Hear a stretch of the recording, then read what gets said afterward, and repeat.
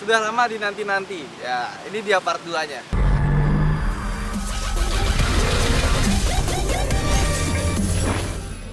Kita akan membahas tentang mesin, performa, dan handling, juga kenyamanan kalau mobil ini dipakai sehari-hari.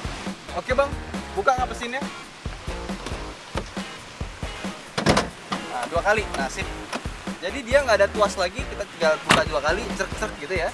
Langsung kita angkat, tanpa harus cari-cari lagi tuas. Nah inilah dia. Mesinnya adalah mesin baru 1500 cc tapi 3 silinder. Penasaran kan? Kok 3 silinder gitu?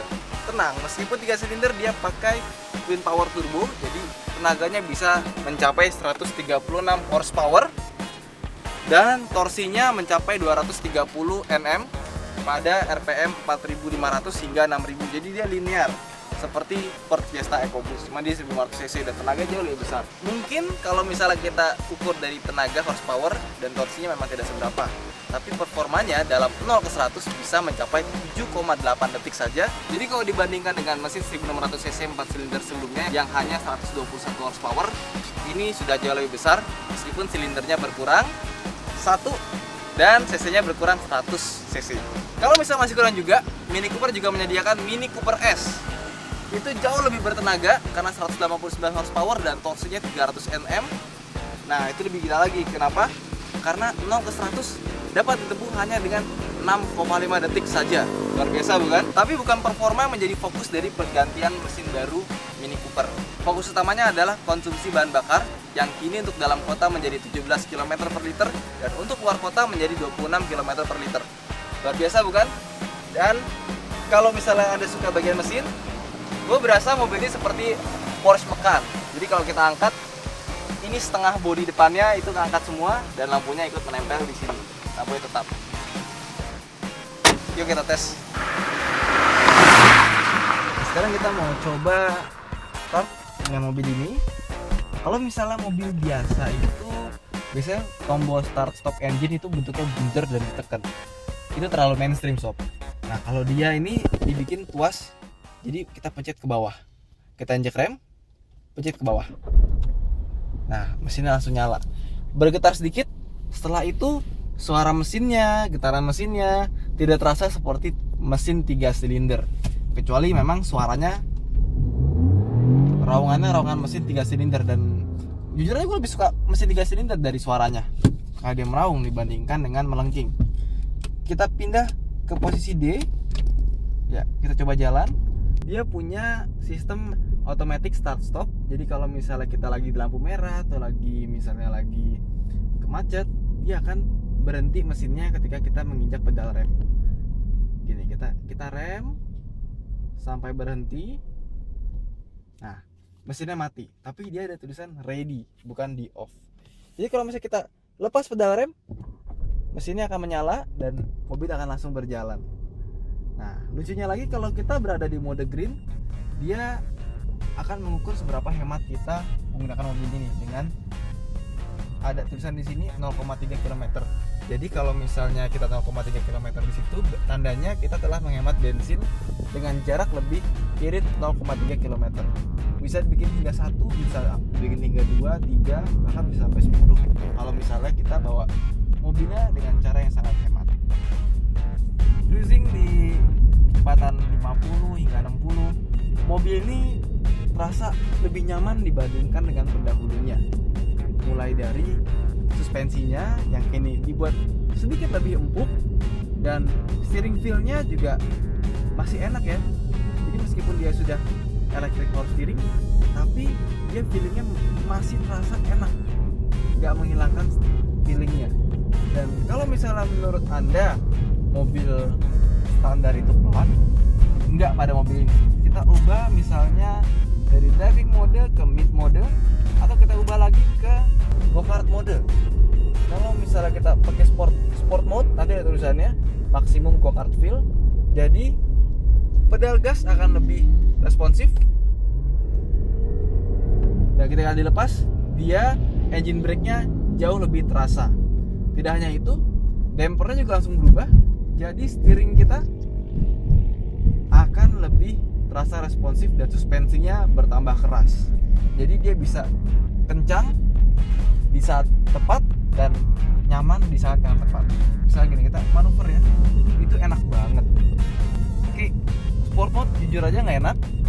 Jadi kalau mau cruising sehari-hari lebih baik pakai mid mode atau green mode. Di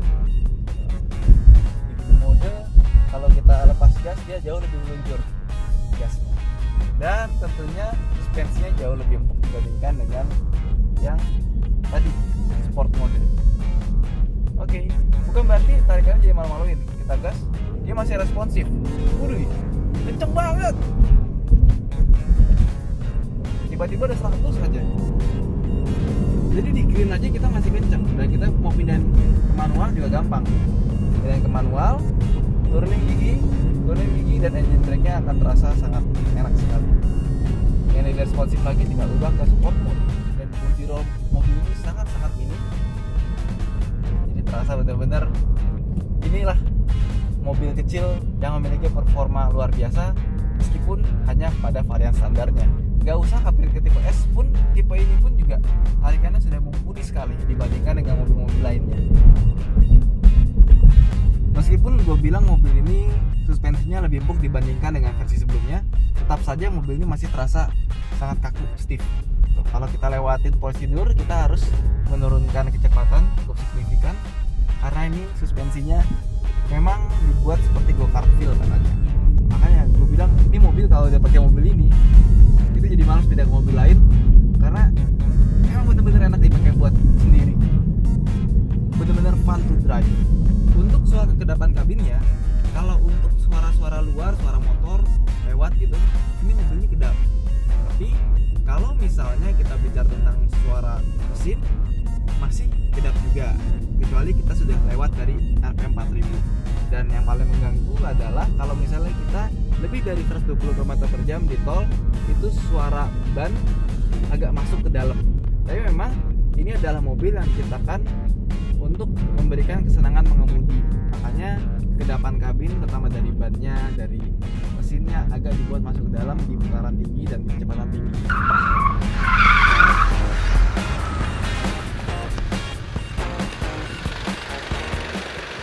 Katanya Mini Cooper memiliki pengendaraan bak sebuah go-kart. Tapi kalau gue yang ngomong, itu omong kosong. Karena gue bukan pebalap go-kart, jadi nggak ngerti gimana rasanya go-kart sesungguhnya. Nah, kali ini gue akan menghadirkan pemuda Indonesia yang menjadi perwakilan Indonesia di Grand Final Rotax Max Challenge di Spanyol. Ya, kita panggilkan aja. Ini dia David Sitanala. Yuk. Apa kabar, bro? Baik, Umur berapa? 14 tahun. 14? Iya. Lu punya SIM dong? Pulang aja deh. Udah pakai begini. Oke, langsung ini pulang. mobilnya Oke. Mini Cooper. Sekarang kita tes. Bener? Bisa bawa mobil? Bisa. Udah belajar? Udah lah. Dari umur berapa? Dari gue lupa umur. Ini kayaknya balita udah bawa mobil. Udah kita masuk aja. Iya.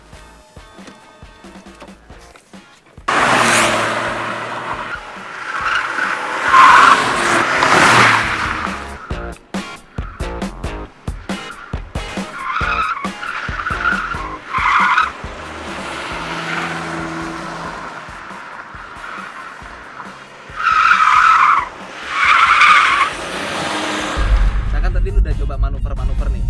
Rasanya gimana tadi kita pakai sport mode yang katanya go-kart feel?